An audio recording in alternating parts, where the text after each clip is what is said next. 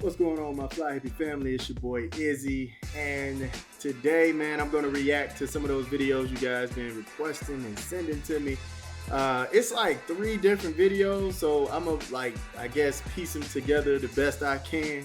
I don't really know how I'm gonna do this. I appreciate the engagement for sure. Thank you for sending me these clips. We're gonna go ahead and get into it and break them down together. If y'all rocking with the content, like the video, subscribe to the channel, and let's get into it. The new fans are sucking the life out of the WNBA right now. It's just the truth. Ooh. You are right. You are right, new fans. There has never been more viewership because of Caitlin Clark. There's never been more attention. They're doing 40 minutes on First Take about Caitlin Clark. They never did that before, as Monica McNutt called out. Mm-hmm. You're right. But you know what there was in the WNBA last year and the years prior? There was other storylines. There was joy. There was talk of competition. There was talk of what was actually happening on the court. And all there is right now is a culture war. It is a them versus you, a you versus them. There is othering. It is gross. It is not fun. It is not engaging. The WNBA Twitter space used to be one of the most fun.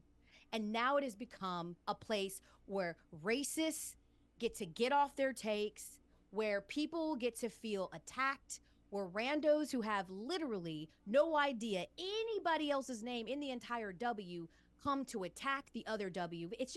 It's not fun. Okay. A whole lot to unpack in just this little bit of what she said right here.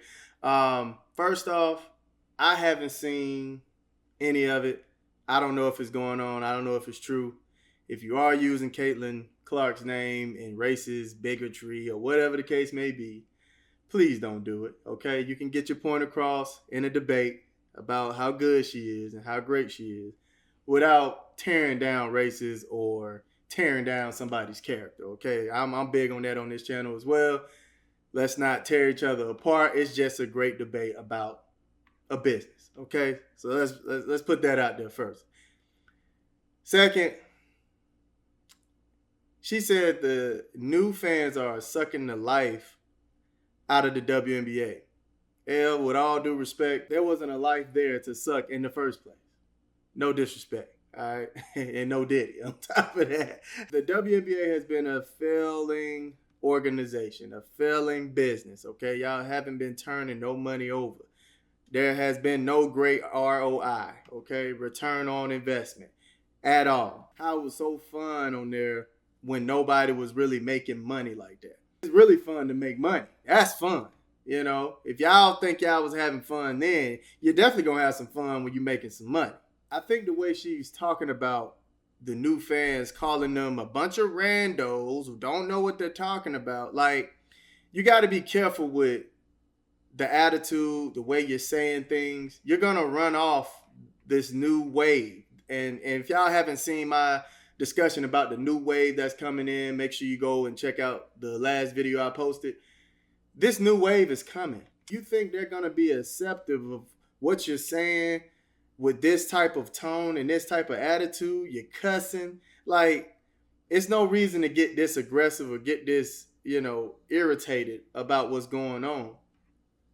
You trying to downplay this new wave that's funding this organization better than any other era ever. And you finna sit here and call them randos and say they sucking the life out of the league. Like, what kind of language is this? Now, like I said, there's ways to get your point across without getting this aggressive. It's a way to meet in the middle and still have them see your point without getting all aggressive and mad and all this stuff, man. It's unnecessary, shout. It don't look good on you. I'm gonna say that. It don't look good on you. She been aggravated a few times.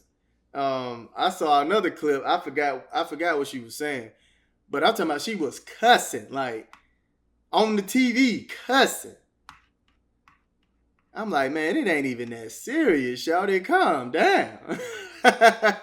With the rando comment, she act like it's their job to know everybody else in the league. They don't have to know everybody in the league to comment on the league. They know Caitlin. They know Caitlin. They're watching her games. They seeing what's happening to her, and they commenting on what they see. Quite frankly, I am annoyed by these fans, or new fans rather. I'm not even sure if they're fans yet. It's hard to say. Who continue to critique legends of the game, existing players of the game, all in the name of defending, and I don't want to say that it's all Caitlin Clark, but I'd be disingenuous if I didn't say that it's not a majority of Caitlin Clark supporters, fans, if you will, stans, as we like to call them on Twitter, who are doing this, right? But I've also seen it with, like, if you want to say Iowa fans, because I've seen some stuff, when it comes to the Aces, and they're just like, oh, we only want to see Kate Martin. Like, and I actually really like Kate Martin. I hope she makes the squad, but she may not make the squad. So this is Asia Wilson's team, people.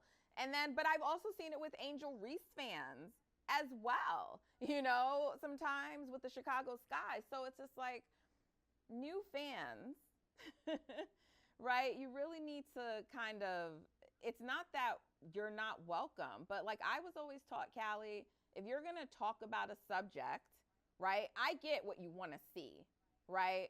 But in the name of wanting to see the players that you're really interested in, there's just a lot of disrespect of other players. No one's interested in seeing you. Nobody cares about you. The only reason attention is on you guys now is because of XYZ player. And no, that's just not accurate. And so there are people like me, there are other people, who cover the league saying like, chill on this.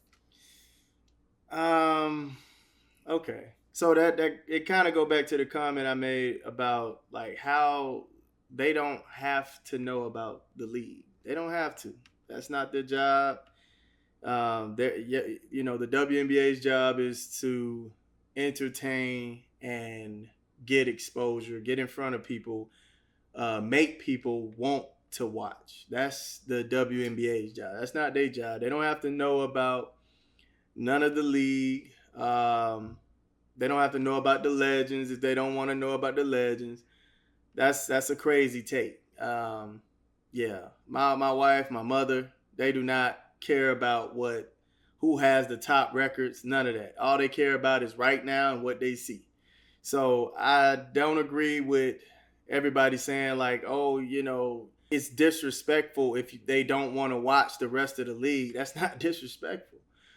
My mom loves the Falcons. She will not watch anybody else.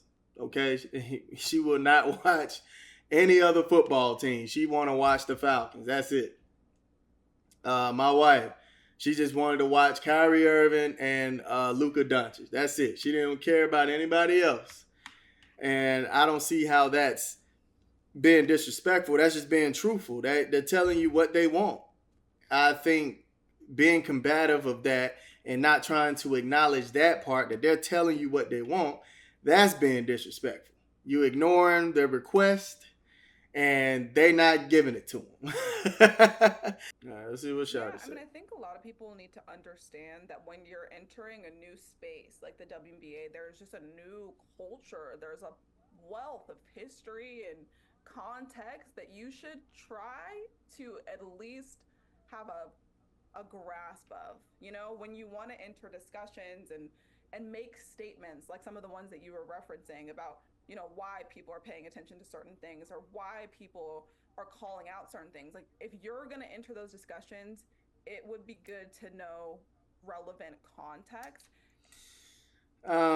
Yeah. I just can't get behind you need to know everything about the league to make a comment on the league.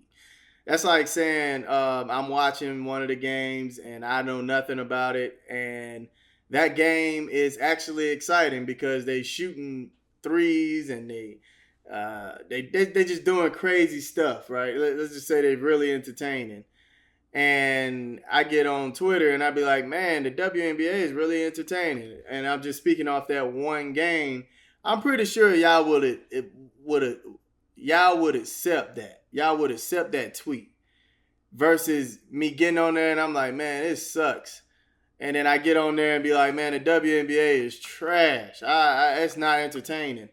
Y'all be combative then. So it's like, don't sit there and say they need to know the history of the league and they need to know all the rules and they need all the players just to make a comment on it. Like, don't do that, because I know for a fact if I got on there, didn't know a damn thing about it, and was giving y'all the highest praise, y'all wouldn't question nothing I'm saying. So don't do that to the new fans. I don't understand why they want to be so combative to these new fans. Y'all making it really hard for them just to enjoy the game. Allow them to enjoy the league, enjoy what they want.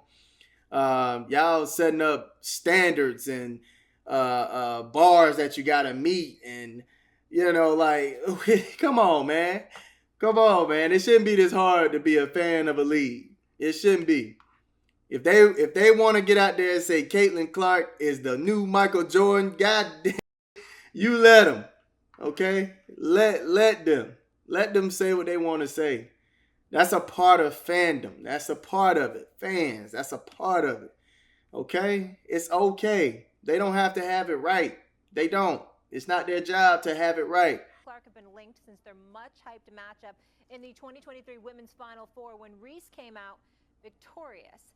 This one not without controversy, as Reese, attempting to block Clark's shot, also delivered a hard blow to her head. As Clark drove to the basket in the third quarter, officials upgraded the call to a flagrant foul. Reese seemed to take exception to the ruling. Here's the ladies. It's just a part of basketball. It is what it is. She's trying to make a play on the ball and get the block. But yeah, I mean, it happens. It's a basketball play. I can't control the refs. They affected the game obviously a lot tonight. I mean, I'm always going for the ball, but y'all gonna play that clip 20 times before Monday?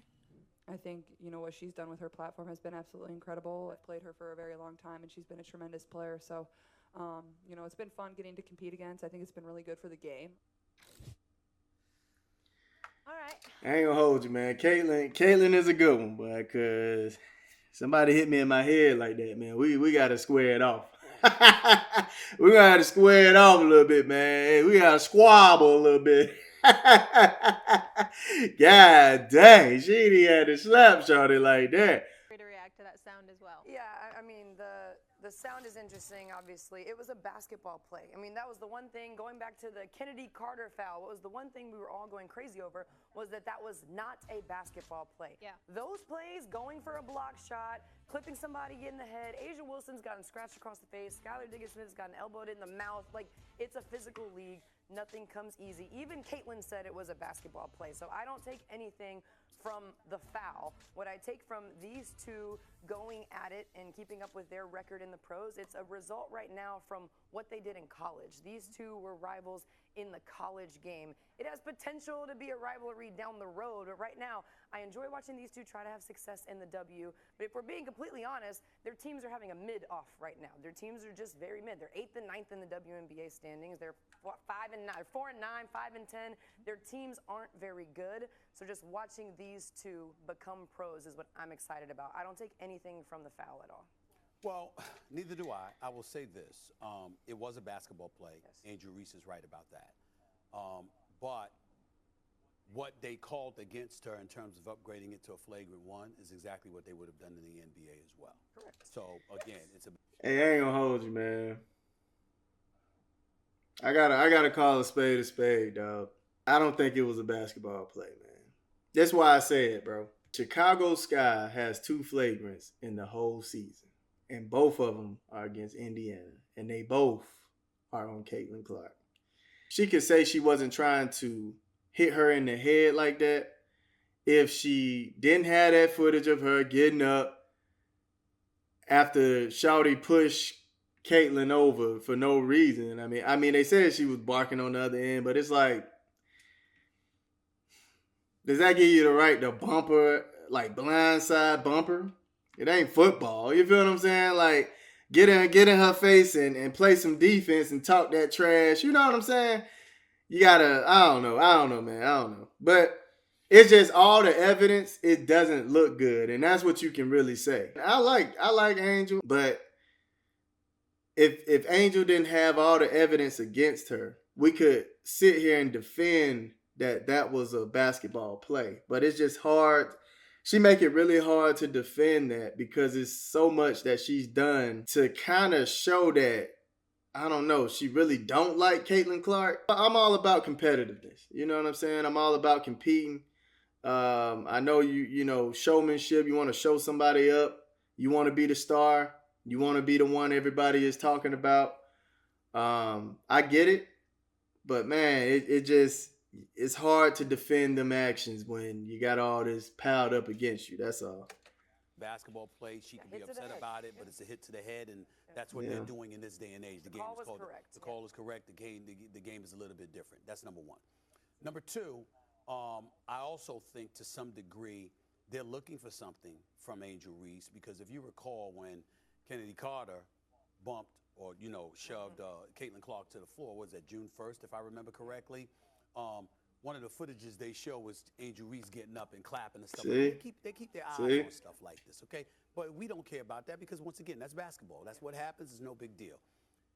I don't view this as much of a rivalry in this respect. And this is just me and just how I think about basketball. Kareem Abdul-Jabbar ain't competing with Larry Bird as much as Magic Johnson was going up against Larry Bird.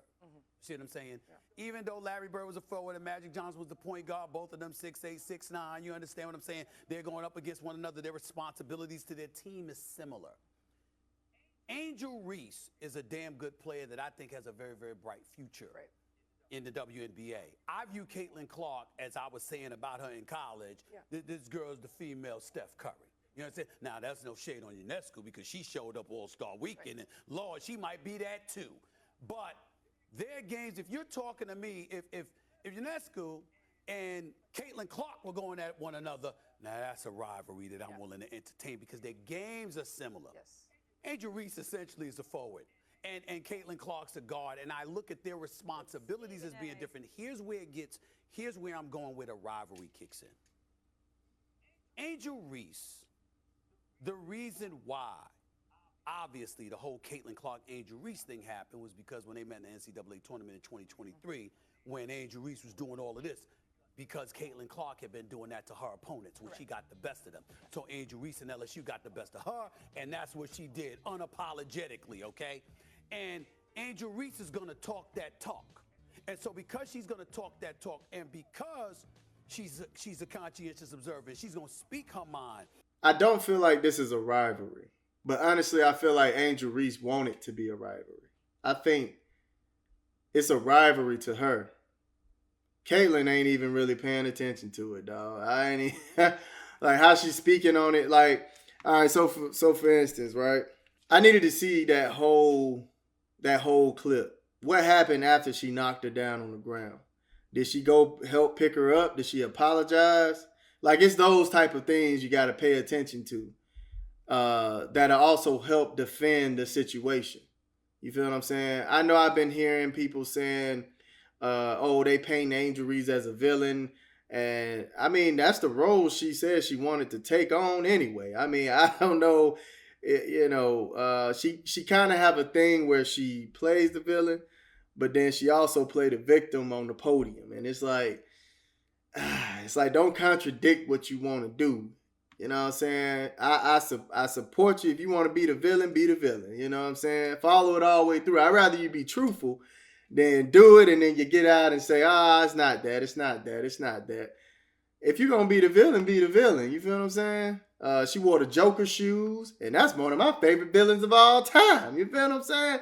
So it's like, if you're going to do it, and stand by it, stand on it. But I think the fact she, even when she had lost to Caitlin, I felt like the tears, I ain't even going to hold you. I know she was upset. I know it hurts to get that far and lose. But I felt like the tears and why she was crying, she brought out the victim thing. And I was like, don't do that, man. Don't do that because you've been this strong so far.